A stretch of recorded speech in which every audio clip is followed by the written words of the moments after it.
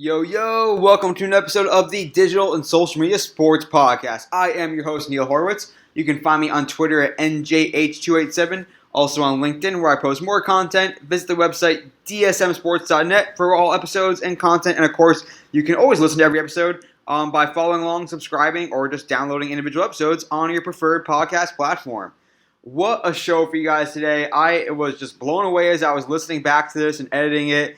I told our guest that she was one of my best guests perhaps ever. So this one is going up on the Mount Rushmore of episodes, I think, perhaps. But I'll let you be the judge. I'm going to be joined on the podcast today by Kayci Evans. She's the Director of Global Brand Marketing for Evil Geniuses, one of the world's biggest esports organizations. She gives such great insight, and that's kind of how I want to open this episode today before we get to the interview and talk about some of the big themes and just insights that Kayci had me thinking about as we went through the interview and as I reflected on it while listening to it back and forth multiple times during the edit process. And first off, talking about the emotional connection. We talk about that all the time. We talk about buzzwords like humanizing athletes, humanizing players. What does that mean in practice? And to hear Kayci talk about telling origin stories of the players on Evil Geniuses, or really finding that emotional connection. Not just what's going to make me feel like this player or athlete is a human, but what's going to be the emotional tie that's going to get me to care about them and want to root for them beyond just what jersey they're wearing or what my bet is on. So what's that emotional connection? And then talking about bringing in casual fans, which is something that esports, every sport is trying to do, but especially esports, trying to go beyond just that quote-unquote endemic gaming audience and finding those things that are sort of universal relatables is kind of what I'm calling them. What is something that a lot of people can relate to, and then how can you use that to pull them in, to bring them in, and then introduce them and show them why they should stick around. So that was really something special that came out, and you'll hear more of that with Kayci. And then really you'll hear how she's really cognizant, really aware of the Evil Geniuses brand, and she is the Director of Global Brand Marketing, so that's a good thing. But really hearing about how they are more than just an esports brand, how they're mission-driven. They know what they're trying to do out there, and it really is meaningful. The younger fan base, younger audiences, younger consumers these days want to support something that is aligned with the values that they support. And so to hear her talk about the mission for Evil Geniuses, really powerful and really hammers that home, and it's something that people can connect to, whether they are, again, hardcore gamers and esports fans or not. And then finally talking about building community, especially the gaming audience is active as much as any sports audience, but even more so perhaps on these really community-driven social networks like Discord, like Reddit, where it's not necessarily they don't necessarily need the brand to participate.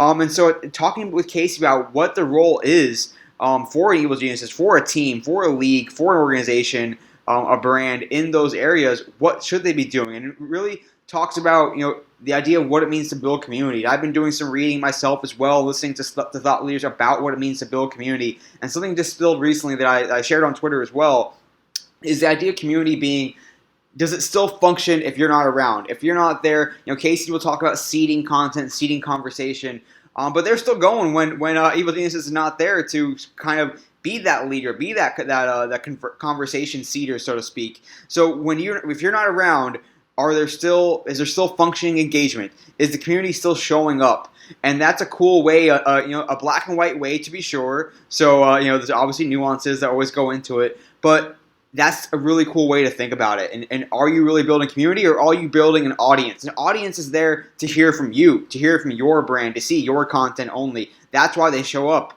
But a community is showing up because they value everyone. They value others. They value the connection, the conversation, the engagement with others. So keep all that stuff in mind, but really just get your notebook out because you're going to learn so much and have such good insights and have some great thought-provoking conversations after this chat with Kayci Evans of Evil Geniuses. So stick around. It's one of the best. Right back with today's guest, and I am so excited. We should have been recording this whole time. She is delightful to talk to. You're going to learn a lot from her. We're joined on the podcast today by Kayci Evans. She is the Director of Global Brand Marketing for Evil Geniuses. And welcome to the podcast today, Kayci. Oh my gosh. Thanks for having me. What a warm introduction. And we really should have been recording the last, 15 minutes because we started right out of the gate. But hopefully we can bring some of that magic back into the convo for the people. Oh, hell yeah. No, I'm so excited to pick your brain. I have not been able to delve into the world of esports as much as I would like. I am interested in it so much, fascinated by where it's going and where it's been. You're going to be a big part of that in the future. But before we get into the meat of our discussion, Kayci, tell us about you. Tell us about your career path, where you've been, how you got to Evil Geniuses, and any tips for folks that want to do what you do. Yeah. How far back should I go, Neil? Oh my gosh. No, to go back to the beginning. No, I graduated from Baylor University in 2014. I was a collegiate volleyball player, had a great 4 years there being a student athlete. And then through networking in the athletics department, got an internship offer with Major League Baseball, which at the time, back in the day, was MLB Advanced Media, if you remember those days. There we go. Yeah. Oh man, what a throwback. And so I moved to New York right after college to start my internship. I signed a 12-month lease and was like, hope they'll keep me for at least 12 months as an intern if I have to be.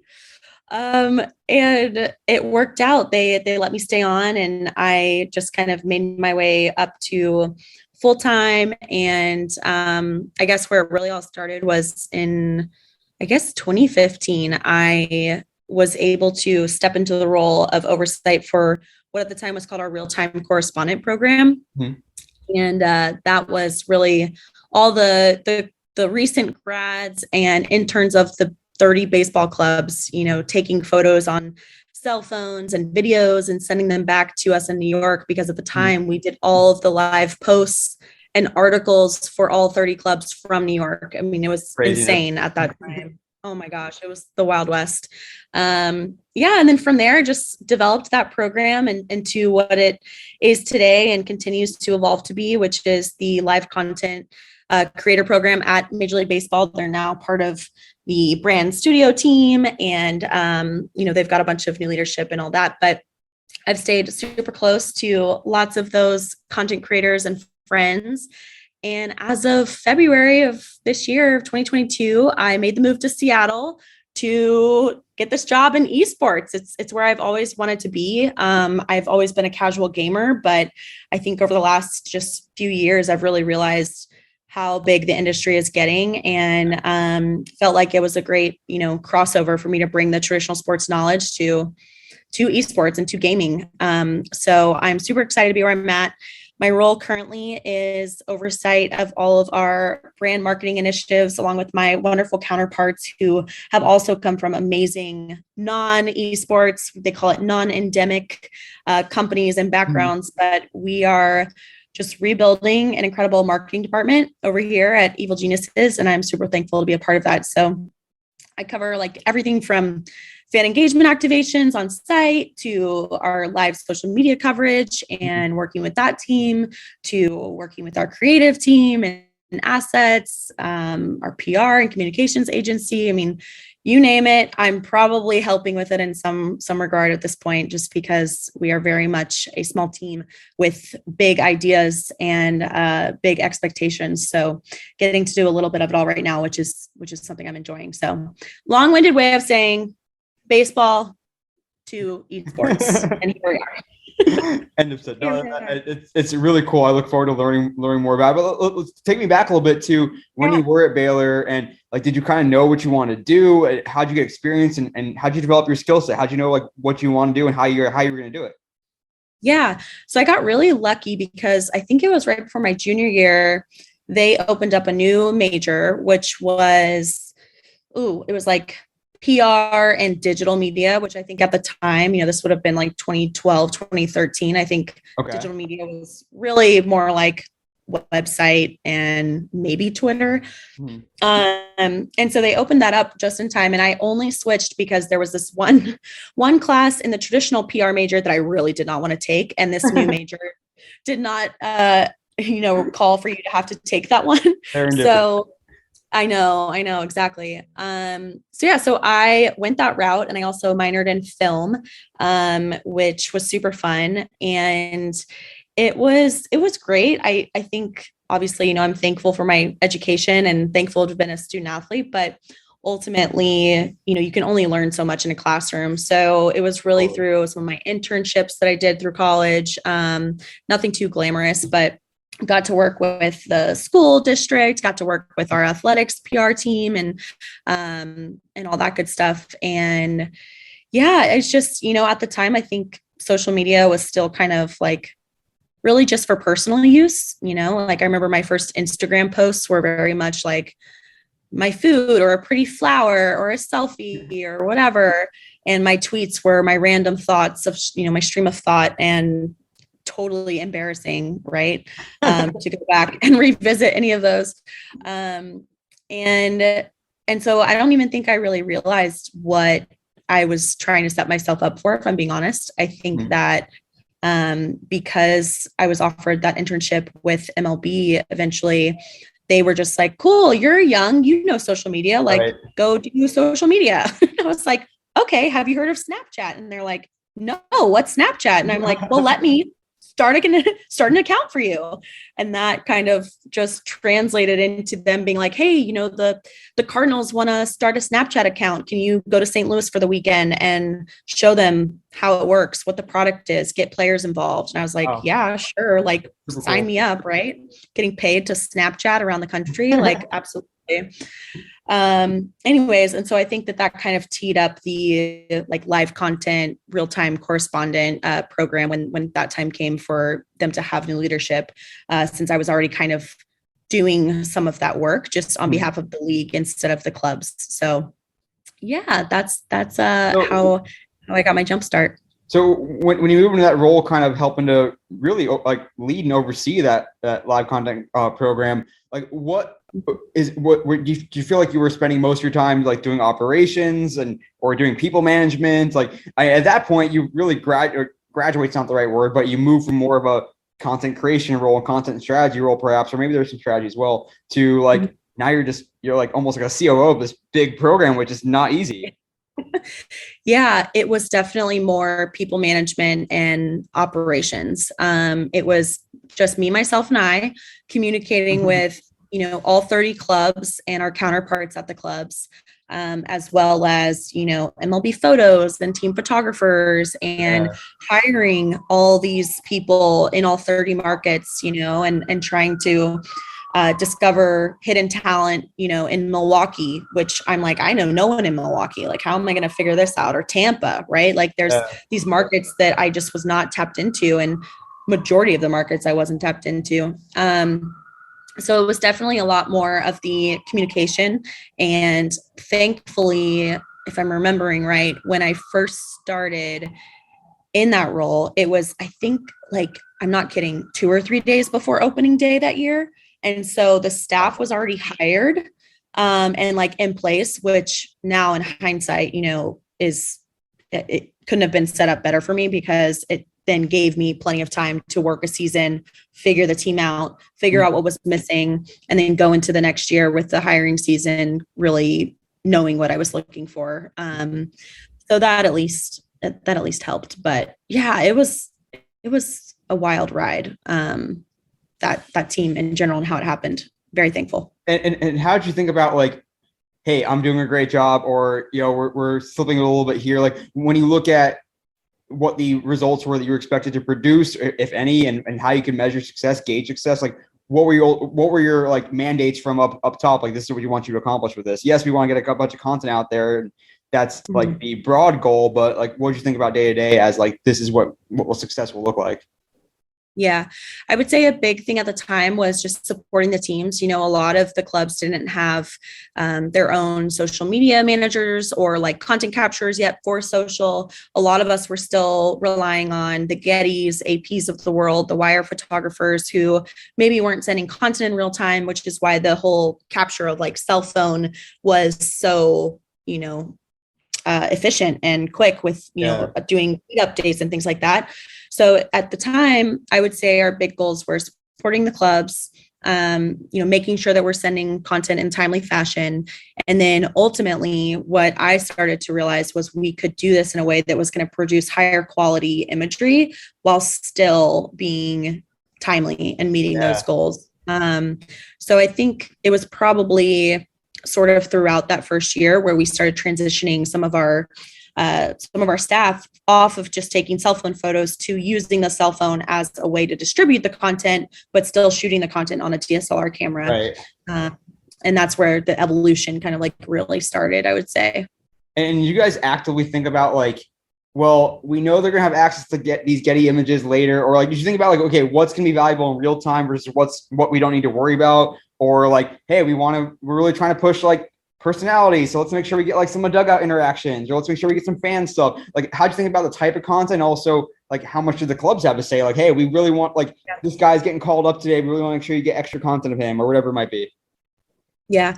So it evolved every year, right? And I would say when I left the program this last year, after this last season, we were strategizing content capture based off of where we knew we'd have positions in either a well or up on a platform in the lower bowl. Mm-hmm. We would strategize, and I would work closely with like Lucas Stevenson and Jake Nesbitt, who oversee the team now, on, based off of what the team's needs are, what maybe a sponsorships their needs are, what our player marketing team's needs are, plus what MLB social needs.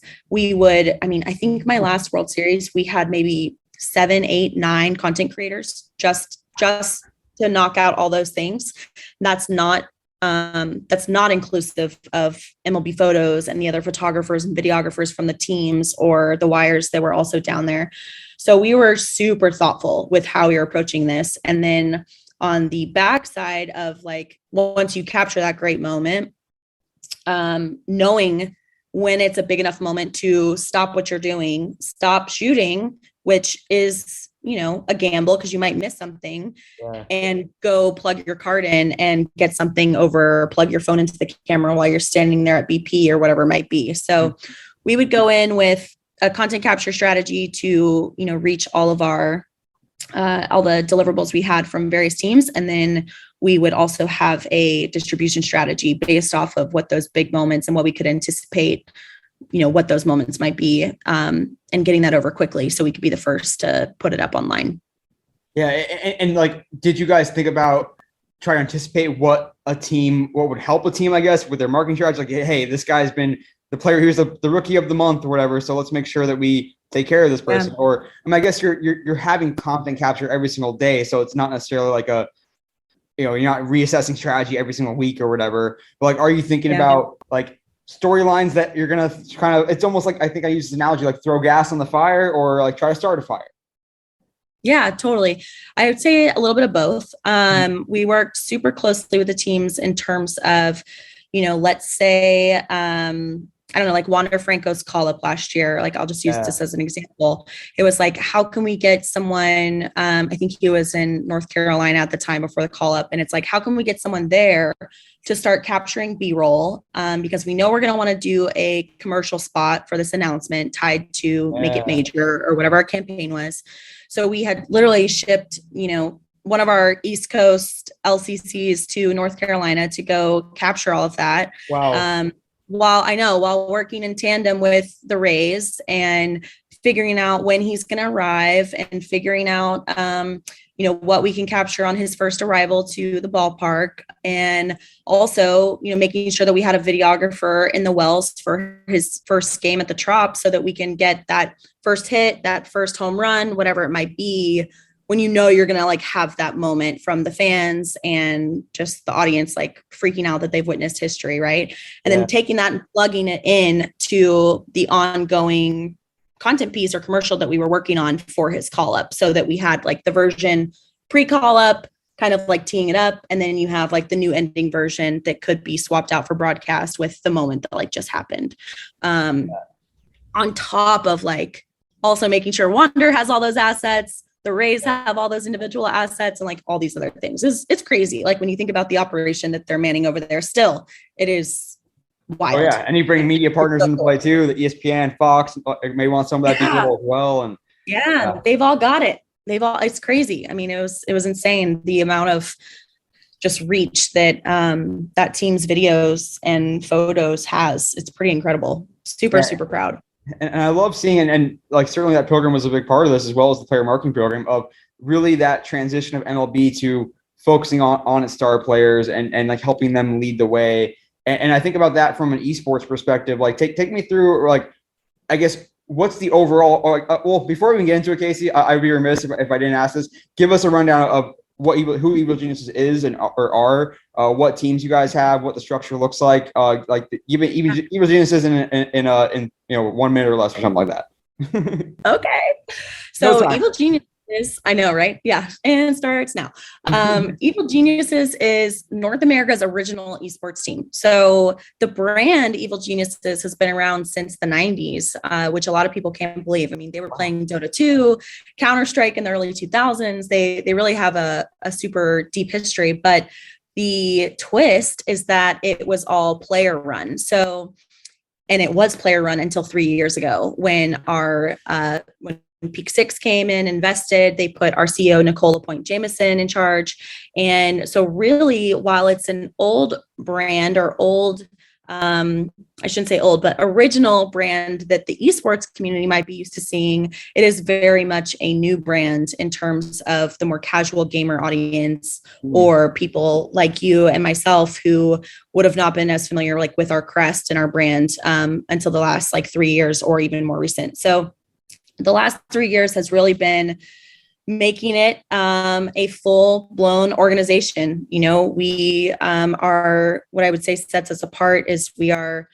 super invested in how we can make gaming a space that is welcome to everyone.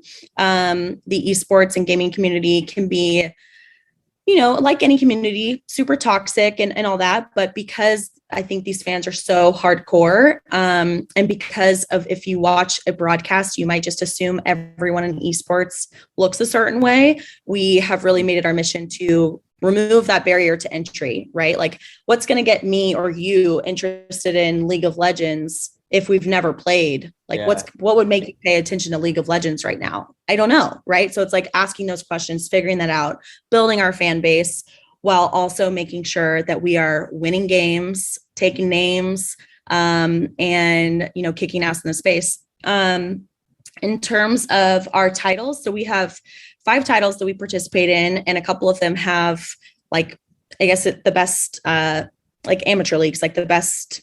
It's literally like MILB basically, but for gaming. Okay. But our 5 main titles are Dota 2, Counter-Strike, Valorant, Rocket League, and League of Legends. And so we participate in tournaments year round. They play all over the world. My best analogy is it's like a college sports team, because you have all these different sports. You have all these different sports under one brand umbrella. But what I will say that I don't think people realize about the chaos of gaming and esports is that these seasons, they don't have just one season a year or one long season and then a long off season. They play for like 2 or 3 months. Then they go to a playoffs, and then they go to like the world stage, and then they stop for maybe like a month, and then they start it all back up again. So you're like playing multiple seasons to get to multiple World Series or NBA finals. Wow. In 1 year. And it's 5 different teams doing that like constantly. So it is, when I say it's bananas, I mean, Gwen Stefani has nothing on esports. It is bananas. It's crazy. I'm still trying to figure out how I'm going to approach the rest of the year, because it's bananas. We'll definitely get into the preparation for multiple World Series later in our talk. And I want to talk about the fan development side as well. Before we can get there, though, I kind of want to hear what it was like for you to make that transition. And like you said, you're not a noob gamer, or whatever the right terminology is, but like, take me through that of like even the language part of it. Like, especially if you are on site at an event, if you are on social, like, if you use the wrong terminology and there's this almost like this language, this dialect of gamers, that you get called out as being whatever, a noob, or being someone that doesn't know, like, doesn't belong here. So like, what was like for you to learn that culture of the gaming esports space in general, as well as Evil Geniuses, and how do you make that not something that can potentially turn off a casual fan and be like, I don't understand what anyone's saying. Like, what the hell does this mean? Yeah, it's a great question. And it's still something I am learning, and I think I will be learning for the however long I'm in esports, which I think will be a long time. It's always changing. It is very much the language and the lingo it's so deeply rooted in, I don't want to just call it internet culture, because it's not just internet culture. It's like chat culture on Twitch or Reddit culture, like in the weeds of Reddit, right? Like TLDR, like that probably started being said years ago on Reddit or in chats or whatever. And now we're just starting to see like casual people use that, right? In texting and stuff. So it's something that I'm still working on. I will say that everyone at EG has been so wonderful in like even our onboarding process. Like we were able to sit down and go through each game title, talk about some lingo and things that we need to know, like what's a minion in League of Legends, or what does KKW mean on Twitch chat? Like all of these things that, you know, when I see it, and I watch a Twitch chat, I just think that they're talking gibberish, but like they mean something, like they're saying something. It's wild, and it's been really fun.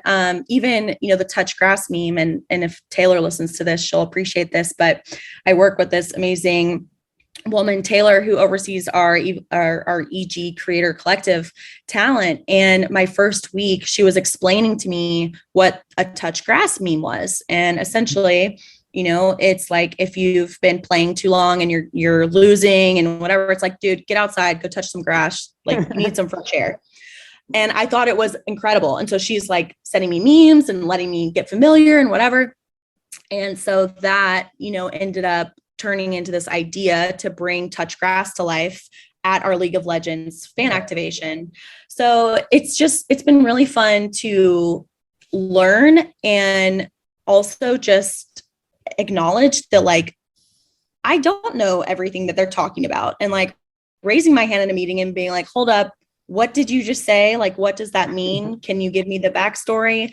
And then having colleagues that are patient enough and willing enough to kind of fill me in has been a total game changer, because then I can take that and I can make sure that when we're marketing to our fans, we're doing it in an authentic way that makes sense to them.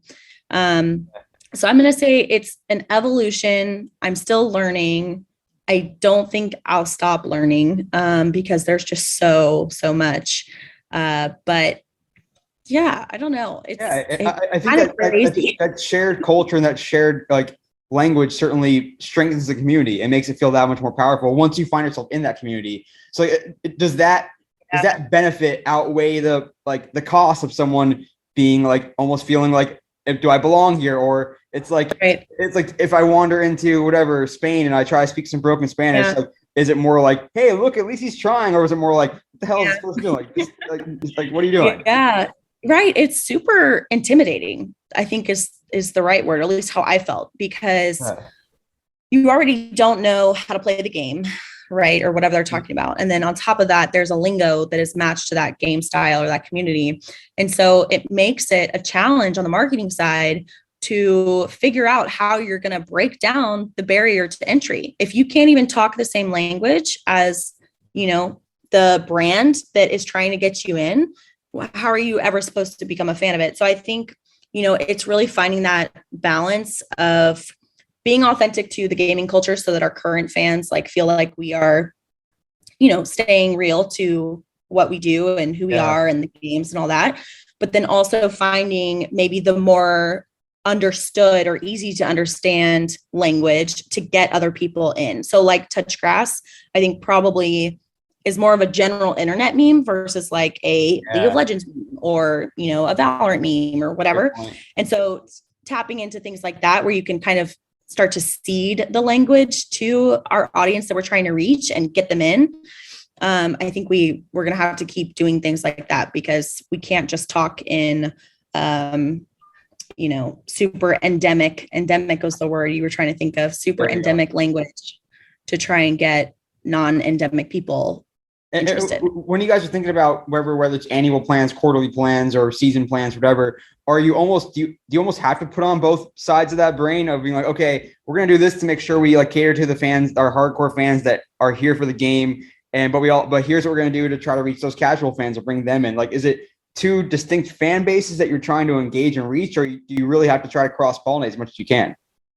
Yeah, I would say right now we're in the phase of cross-pollinating as much as we can. I'd love to get to a point where, do we can host a marketing campaign, but that is super targeted to certain audiences and almost like multiplied, right? So we can have a version of it that's for our APAC audience, and we can have a version of it that's for the hardcore gamer and it's very stat heavy or whatever it might be. And then we can have a version that is for the casual gamer who just happens to like Animal Crossing and playing Switch. But maybe the tie in there is, maybe if they play on Switch, they also play Zelda. And if they like Zelda and the lore of Zelda and the world building, they might like the lore of League of Legends. Or, how do we get kind of to that point to find that answer, or I guess like get them in. But I think for now we're at a point of where's the middle, and how do we really go all in on that cross pollination and the middle line that either fandom or all of the fans we're trying to reach can participate and don't feel left out. Yeah, and I really like the way you connected some dots there, which helped me a little bit. It's almost like, because you probably have that like, or that third type of fan who is a fan of Evil Geniuses and one of their titles, but hey, you already love Baylor softball. Have you checked out Baylor football? You may not be familiar with it yet, but it's fun. Or like, hey, you're already a fan of our League of Legends team. Have you checked out this title? Like, you might like. So, do you like? Are you almost simultaneously trying to build fans of the titles and the teams, as well as like, hey, you should love everything EG touches? Yeah, totally. I would say right now, like a lot of our efforts are title specific. But like yesterday, I think it was yesterday, sometime this week, Netflix dropped new profile icons that are for Arcane, which is a League of Legends origin story for some of their champions in the game. And so something like that, that's trying to talk to someone about Netflix, League of Legends in general, and then, champions of League of Legends. So that's like kind of three areas where we can casually tap into a conversation. So, we ended up posting something that's like, oh, which one are you going to be using as your profile pic, or which Arcane character are you going to be using for your profile pic at your next Netflix and chill session, right? And so that's a little bit more like you and I can totally chime in on that, if we want to, and are into at least Netflix, right? And at least League of Legends to some degree. So I think, again, it is all about connecting dots and trying to think about, putting yourself in those shoes, what would get you to each phase. I hate to use the fan funnel diagram that like everyone has seen in marketing, but it is real, right? It is like, how do you get people down the narrow funnel by hitting them with something a little bit more vague, or that they can, I guess, connect with? No, there's something really cool there about like identifying these common denominators. Like there's almost like this utopian view of like, we all have something in common. Like, yeah, you may not know this game yet, but we all know like good versus evil. We all know the heel in the face. We all know like the underdog that doesn't expect to win, but somehow wins, or the comeback. I love story. That. So it's cool, and that transcends sports, and that transcends like even markets and industries or whatever. Yeah, 100%. I like that. So I have a great conversation here with Kayci Evans. She is director of global brand marketing for Evil Geniuses. And Kayci, time is flying by, but I'm going to pick your brain a little bit more. And we started talking about this a little bit earlier on like what the entry point is for fans, and especially from a content perspective and a social perspective. Like, is it gaming highlights? Is it cultural tie-ins? Is it stories of the players on the teams? Like, what do you find that is, and specifically on the fans that are more casual or more like the non-gaming audience that you may be trying to reach? What is tending to work with them? What ideas do you guys have, and what are you learning so far? Yeah, so well, I think that everything, especially in marketing and how it lives across digital and social, or even TV or streaming, like I think the core of everything is really just I know it's so cheesy, but it's storytelling. And so I think that that's either the storytelling of your players, your athletes, what's their origin story, right? Like, because we work in gaming, I think that there's something really fun that could be done on literal player origin stories and how they got to where they are. We have some incredible people part of our organization that even showing that side of things. I think that right now we're in a world where, particularly with traditional sports, you never get to see a peek behind the curtain. Like you might follow your favorite athlete and get to see, what they wear, what they do, but I want to know how he got to where he is right now. I want to know about the immigrant mom who brought her kids to America and they learned English at 7. And, I want to know those things. Right. And so I think that something we want to focus on is those storylines. And sometimes they're fun storylines and they pop up, throughout like gameplay or highlights, or, you can kind of meme a moment that happens based off of what happens in the game. But what we're really trying to do is sit down with our teams, with our players, and understand who they are, what they care about, what is going to be the emotional connection that they can offer to a fan base. Our Valorant team this past weekend beat the number 1 Valorant team. And it was this huge underdog moment, right? And we have this amazing head coach who, she's from Plano, Texas. She's played Counter-Strike. She has been an analyst. And now, as of last year, she's coaching our Valorant team. And it's like, just her story of, going from Plano to being a female Counter-Strike pro player, and like, what was that experience like, to now you're coaching one of the top Valorant teams in the country. Like, that is incredible, and you don't see that often. So how can we elevate her story, and how can we, show that, again, going back to like, gaming is for everyone. You don't just have to be a nerdy white dude or nerdy Asian dude or like whatever to play these games and to appreciate them. So I think that's where we're going to start to kind of separate ourselves in terms of really focusing on the human experience. And it sounds difficult, but it's actually like so simple. It's like what we all know at our core.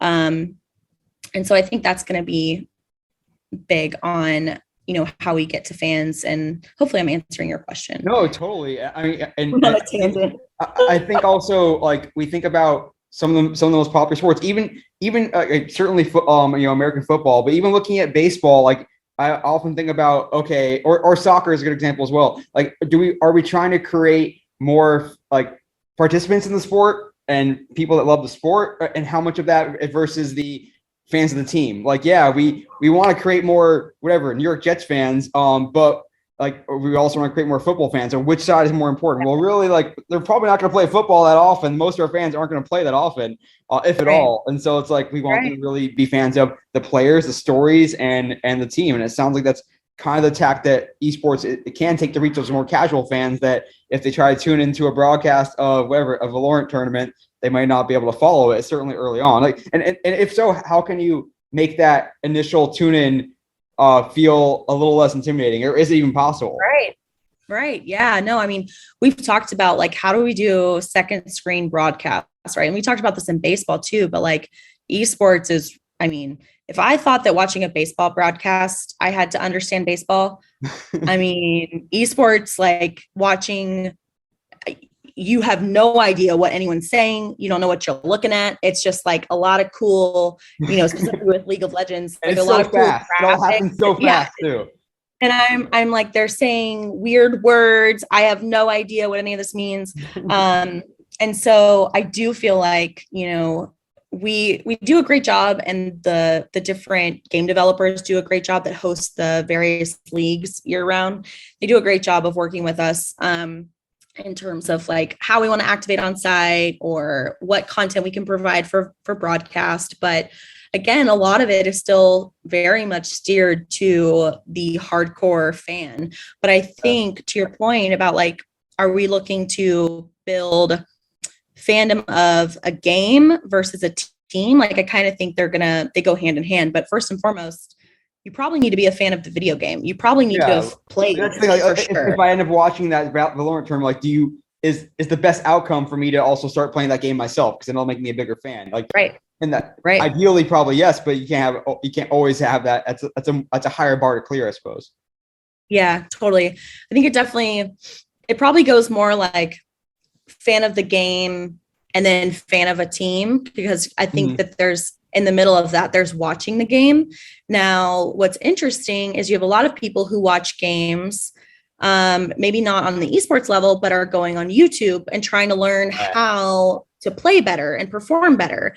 So my question is almost like, should we be focusing on how we tap into the people that are going to YouTube to learn how to be better at Valorant, and like maybe pro tips, or treating the space and the content we're creating there more as like a PewDiePie or Tim the Tap Man, like these people who are playing games and giving tips or reacting and kind of, driving that personality side. Like it's just curious to me, because the biggest followers and some of the people with the biggest following, I should say, on those platforms are people that are gamers. They're just not professional gamers, right? And so it's like, what's this huge like window that we've missed, blah, blah, blah. But going back to your point about, you play football, or your dad loved football, so you play football and then you're a football fan or whatever. I want to point out, I was at an event this past weekend called DreamHack Dallas. It's generally a BYOC, which means bring your own computer event, where all the gamers, they sign up for tournaments, they do tabletop games, everything from Magic the Gathering to an actual like Counter-Strike tournament, and all sorts of things were like going on at this event. Plus you have hundreds of people coming to just set up their PC, watch a lot of Lord of the Rings, and be there 24/7 and just game with like their buddy that maybe they met on Discord and haven't ever met up with in person or whatever. So it was this really cool, unique experience. And what I wanted to tell you of that is it was my first epiphany of how that relationship, the kind of passing of the baton, right? Of like a dad who takes his son to baseball. What I saw was my epiphany. I was walking in the first day, and I'm walking up to the venue, and there's a man, older man, walking towards me with a big wagon. And he probably had like 3 or 4 little boys with him, all ages, 6 to 14 or whatever. Mm-hmm. And in this wagon was all of their custom PCs, their LED screens, their keyboards, their mice, their mouse pads. So cute. And it was literally like watching, a kid's t-ball game or something, right? And here you have dad wagoning all their PCs in. He's taking them into the venue. He's setting up their computers. You have parents who set up their, pop-out chairs to watch their kids play. I mean, it is the same. It is just, not the same. Yeah. And so I had this wonderful epiphany, because I ended up talking to a dad and his sons, and the dad had been playing Counter-Strike for, since the early 2000s. And now his sons have gone from playing Fortnite to now being, the older ones like, oh, that's for babies. I play Counter-Strike, whatever. And so you do have that same sort of like theme of the passing of the baton. And that was really cool to see. So I do think it's there. I think it's just a little bit more hard to find, I would say, than like baseball, but I think there will be more of it. It's cool, and it's so much more accessible. Heck, when you hopefully there's a day that when you and I have grandkids, like we can connect to them through playing a game like online with them. It's like playing catch, except we're like interacting in that sense. It's 100%. 100%. It was really neat. Well, a couple more things. We're gonna have to have a part 2 because there's so many more things I want to talk about. But I did want to hear briefly. Then we'll get to those terrible stat. I promise. About the platforms you mentioned, like Discord being one place. It's obviously a place that's well known for gamers. Twitch, YouTube.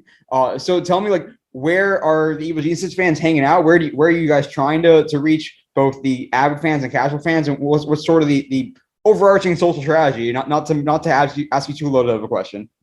Yeah, definitely a loaded question. We have a lot of work to do in terms of, I think just right now, what we've seen is we inherited, some social accounts that were very focused on Dota, because that was the game we've played for the longest, since we've been around for so long. And so right now we're in this weird sort of like transitional phase of trying to get other fans of our other titles like to our platforms in general. But Evil Geniuses is active on Discord, on Twitch, on YouTube, Twitter, Instagram, Facebook, all the basics. We're about to launch a TikTok in July. And so, we're present on all those accounts, but we are very much working on our strategy to build beyond the Dota fandom that has lived here so long. We want to keep them. We obviously want to still, cater content to them and have that community space for them. But we're also just trying to figure out, how do we get more League of Legends fans on our Instagram account, or Kayci, how do we was it intentional that like did you guys have that conversation of there's another option where if we wanted to, we could create, separate accounts. Like there's an Evil Geniuses Dota, there's an Evil Geniuses League of Legends. Yeah, so it's something we're talking about. We do think that we will segment at some point. We did just we opened our first boutique account, which was Counter-Strike focused, because we had a huge announcement last week where we we literally bought 2 more North American Counter-Strike teams to build the first ever fluid roster format for a Counter-Strike organization, like team. So we'll have 15 players. And because of that and all the practicing and everything they'll be doing from Seattle, we launched our first like EG CSGO Twitter account, and it's doing really well. So it's kind of our case study for how we figure out how we're going to do the rest of this for sure. And on those, especially like I think about Discord, and I think about how a brand is supposed to interact on there, because it feels like there's a lot of closed conversations, or not closed conversations, but very intimate conversations happening with people that are very big fans or passionate about whatever they're on there for. So like what's a brand's role to play on Discord or even on a Reddit to a lesser extent? Are you there to like seed it with here's some cool content, discuss amongst yourselves, or like what can Evil Geniuses do to harness and get value out of those platforms for both the brand as well as for the fans? Yeah, it's a great question. And I think that you have to do it right, especially on Discord and Reddit, because those are communities that are meant for the community. They are not meant for the brand, right? But the way that we treat our Discord is it's staff facing. So people can join our Discord and know who's part of the EG staff. We post content updates. We give, custom content and things that are exclusive to our Discord family all the time.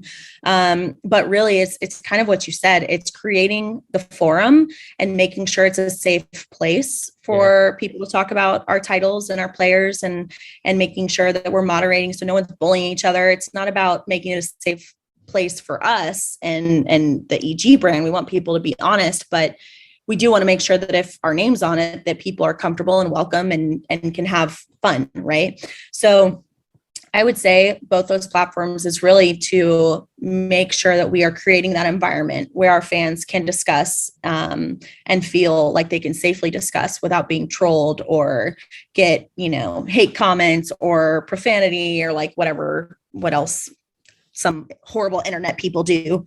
They're interesting platforms. I love Discord for other reasons, but it's just a completely different strategy for sure. And I think that the more brandy you feel, the less success you're probably going to have on both of those. What's the state of media for the esports space in general now? Like, are there hot take debate shows happening? Are there like the ESPNs of the world, ESPN included, like with more robust offerings, or is that still like a growing thing that you guys are watching out for to hopefully amplify some of the stories you guys are telling? Yeah, there's definitely some main, media companies that are constantly talking about esports. I wouldn't say that any of them are super mainstream by any means. There's also, some really fun talent and people that come to these events and interview fans or do like vlog style content or want an EG jersey or whatever. So it's very much the same, but it's just not at the level, I think, of traditional sports, which, if there's any influencers out there that are into esports, you should probably start tapping into gaming, because there's a huge opportunity that has not been seized yet with so many things, I think, in this industry, which has been like the most eye-opening for me, for sure. It's just everything is so new. So I think there's a lot of growth for anyone, but they have it. It's just not there. Actually, did you know that ESPN has an esports page? It just hasn't been active since 2018 or something. I remember Jacob Wolf was supposed to be this big esports guy for them, and now he's doing his own thing and doing very well, of course. Yeah. But I remember when he was working for them, he was going to be their Woj for esports, and it. Yes. That didn't last a long rest, but I know, but I think it'll come back. We always talk about, when does the E drop from esports? When does it just become sports? Because our players are athletes. They have regimens. They do PT on their wrists and their forearms. They have, meals that they're supposed to abide by. It's a thing. So I think we'll get there. Well, Kayci, I have a gajillion more questions to ask you, but we're gonna have to have a part 2 for sure. But we are gonna ask you a few more quick hitters in our Kayci quick hit segment. First episode of Terrible Stat coming up right now.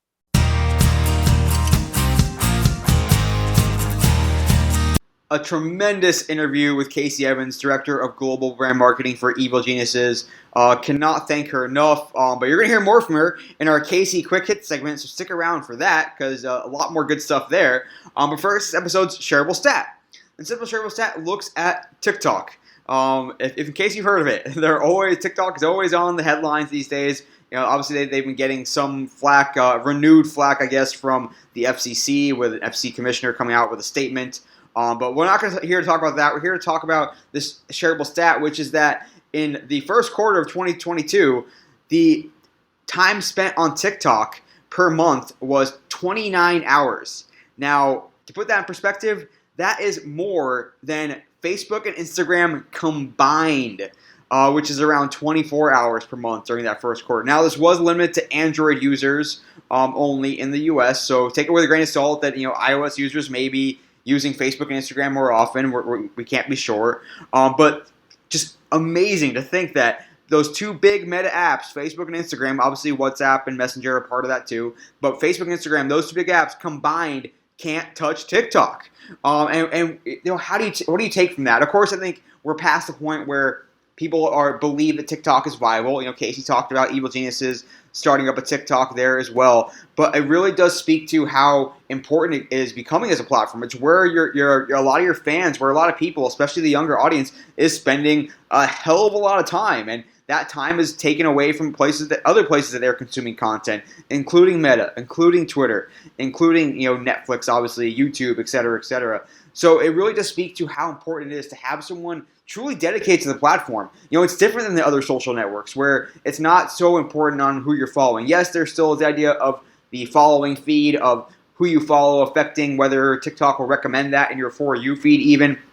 But as opposed to, say, a Twitter or even an Instagram, and Instagram's trying to change this, of course, Meta's trying to change this, where users and fans are showing up because they want to hear from people that they've told the platform they want to hear from, and people that they're following, including their favorite teams and favorite athletes. But in TikTok, it really is, they just show up wanting to be entertained and stick around to be entertained for a while. So it really does behoove you to, if you're going to put time into the platform, to make good content. That's the only way to break through. You can't rely necessarily on your brand equity, on the fact that you are the @Yankees account or whatever it might be, where fans, again, showing up to the other platforms where they're showing up to hear from you. So it really is important to not just half-ass it. You can't just put up the old game recap or even the old highlights. So you have to do something more with it, and whether that means embracing the ephemeral trends and tactics that come along there, using the effects, using your existing short-form content and doing something more creative with it, creating skits, having someone that is truly the face of the brand on TikTok. I'm not here to recommend tactics. That's a whole other conversation, a whole other podcast, which I look forward to doing in the future. But it really does make you think that it's not just about who you are. It's about whether your content can break through and whether your quality of that content truly does go viral. It's the most meritocratic platform we have, and that's one reason why it's been taking off quite a bit. So again, that's episode shareable stat.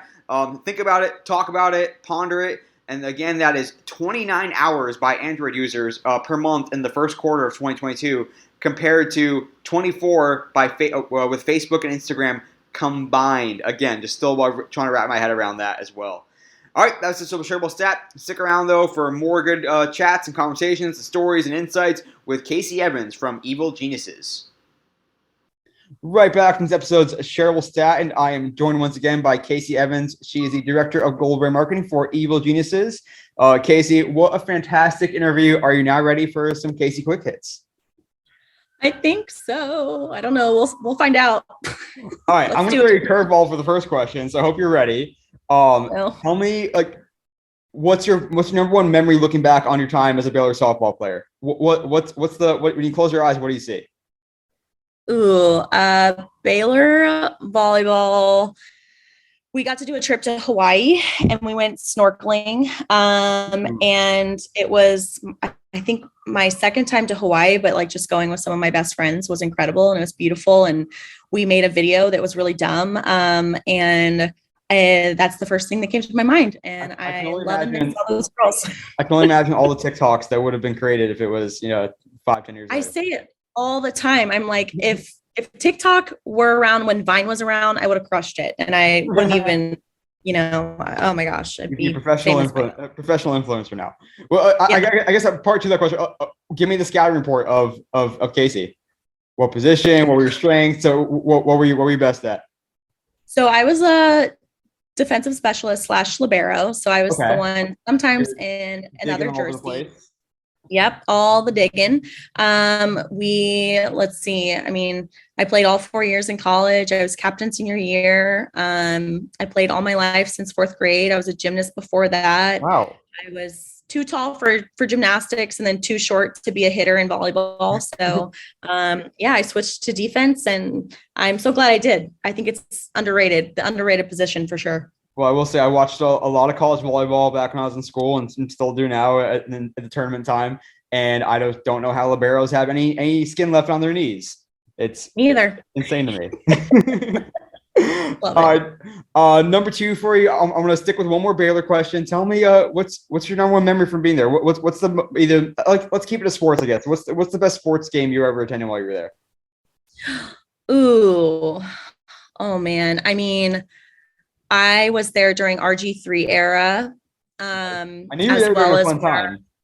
Yeah, as well as when our women's basketball team won. I think they won 2 national championships when I was there. So I guess it was my freshman, sophomore year, was really when football was getting really good. And I was at the Alamo Bowl. I can't remember. I think that was my sophomore year. Yeah. And we won, and we actually beat, I think, University of Washington, which is ironic because they're now right down the road from me. Yeah.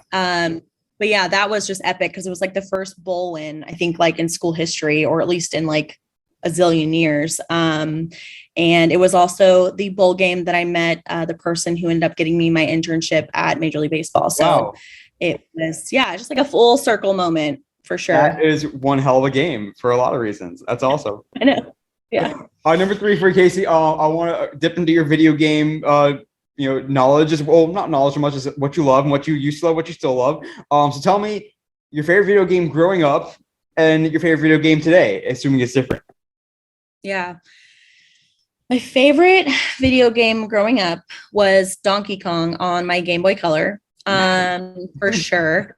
I know. And then I would say as of late in the last couple of years, it's been anything like Nintendo Switch. That is literally how I got through COVID. And it was through Animal Crossing and Mario Odyssey and Breath of Wild and all the Switch games.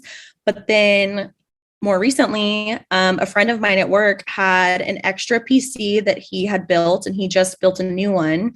And so he is letting me borrow his PC. And so I've been getting into League of Legends quite a bit. I'm terrible, so trash, but I'm for sure addicted. And I see why people love it. So that's the current situation right now for sure. That's awesome. I think what's really cool about like getting into that space too, and the gaming in general is it's a way to connect with other people as well. Like I know that I have some friends that I mostly text them because we are following Padres news or Padres events, and you can you can hang out with a friend by playing League of Legends with them, and it's a way to keep that relationship going. It's great. It's a community event now. It's how people hang out. It's how kids hang out. It's so cool. Number 4, I want to put your MLB hat on. Tell me, looking back on your time at MLB, the most memorable piece of content that your team captured on that real-time content team. What's that piece of content that you're like, that's the one that's going on the trophy mantle? Yeah. So, oh man, was it 2017 or 2018? I'm so bad with years, but it was the Dodgers Astros game. Was that game 5, game 6? I don't even remember, but it was when Max Muncy hit the 18 inning walk-off. And the reason that is Baylor alum, right? Exactly. Everything's coming back together. So weird. Oh my God. Yeah, it was that moment because one, it was the first time our team, and shout out Matt Ferracci, it was the first time that our team got to do a post-game run out, like how the broadcast cameras kind of do. So he was able to capture that. It was so beautiful, great camera work, just like chef's kiss on the actual video. But it also just stood out because not just because it was the first time we did it, but we got so much praise from leadership, from social and people online wanting to know who did it.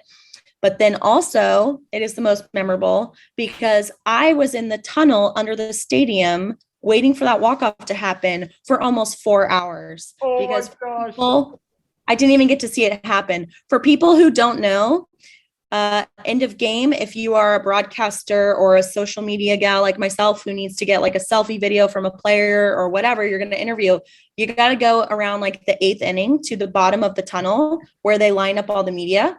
And then you're there until the game ends. You can't leave because then you miss your spot. Oh my goodness. So so I literally sat under Dodger Stadium for, I guess 8, 9, 10, 11 innings, like more than a full game of baseball, literally. And didn't even get to watch that play happen, but I got to rewatch it over and over because of Matt Ferracci's video. So that is a hell of a story in more ways than one. That's awesome. All right, how about now with EG? In your time there so far, the most memorable piece of content that EG's captured in your time there so far, or put out there so far? Yeah, so I know I keep bringing up Touch Grass, but it was my first esports event at all. And it was also something I was just super proud of because I felt like I was able to take something that I had learned from my colleagues who are super ingrained into the culture and the lingo. And then I was able to kind of put a marketing twist on it and bring it to life. So I would have to say just like our entire activation at LCS finals, getting our team over to Touch Grass and be involved with the activation was awesome. And then we also ended up winning LCS finals that weekend. So I think it was the grass effect. It was a big deal and people have been talking about it since. And so I'm really proud of it. It was like my first big project and we crushed it. So I love it. That's a great one. Yeah. All right, I'm going to throw you another curveball here for number 6. So be ready. I think you'll be ready. I mean, and so I want to ask you, tell me what's on you've been to a lot of events. You just talked about like being at that crazy Dodgers Astros game. You've been to some great esports events. What's on your sports bucket list? What is that one thing that you circle? Like, I got to make sure I go to this at some point in my life. I want to go to an Olympics. I also want to go to a World Cup, but I really want to go to an Olympics because I specifically probably Summer Olympics. I would love to go watch track and field as well as gymnastics. I was a pole vaulter and so was my dad all through high school and could have done it in college, but I hated track practice. And so I've always wanted to go to a Summer Olympics and be part of, seeing all of that just in person. I think my dad can literally name every Olympics by year and where it was hosted, like since the beginning of time, literally. So it's just yeah, it's something we've always bonded over, and I'd love to see them pole vault. You know, they're jumping like 17 feet in the air. It's crazy. So I got to go get to one of those. I like your chances. I think you'll make it for one of these days. I know. That's I think so awesome. too. Number 7 for Kayci, coming down to the wire here. We kind of talked about this a little bit in the interview. If I talk about what is the brand of Evil Geniuses, what would you say the answer is? Like, how do you want fans to really perceive EG? Yeah, so our tagline is, you don't think we've just been playing games, do you?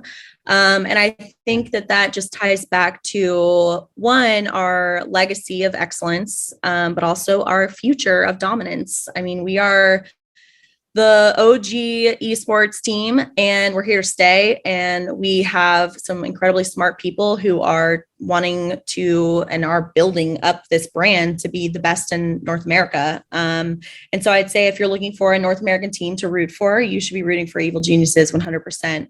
Not just because we're super kick-ass and awesome, but we also are super in tune with our values and our mission, and making the space a safer place for everyone, whoever you are, whatever you look like.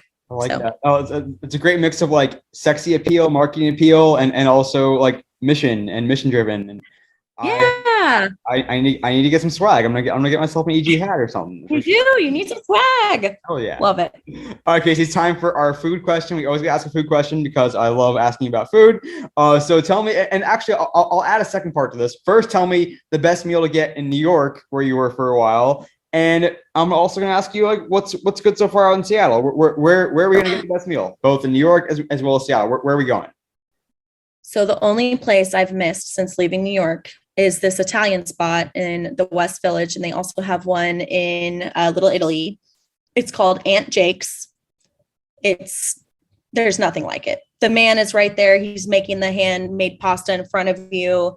The wine list is great. They make incredible custom cocktails. You pick your poison, you pick your flavors, your fruits. Like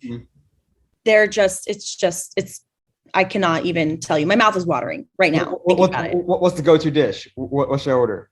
Oh, so I get cavatelli pasta noodles, because you basically get to pick all your everything. You make your own pasta and you make your own drink.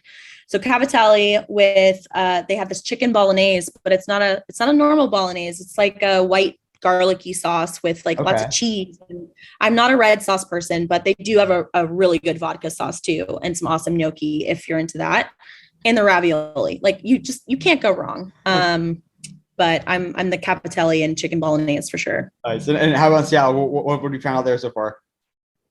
Yeah, so Seattle has incredible sushi and also incredible dim sum. I have a place that I am seriously addicted to called Din Tai Fung, and it's actually a friend from New York was who got me onto it.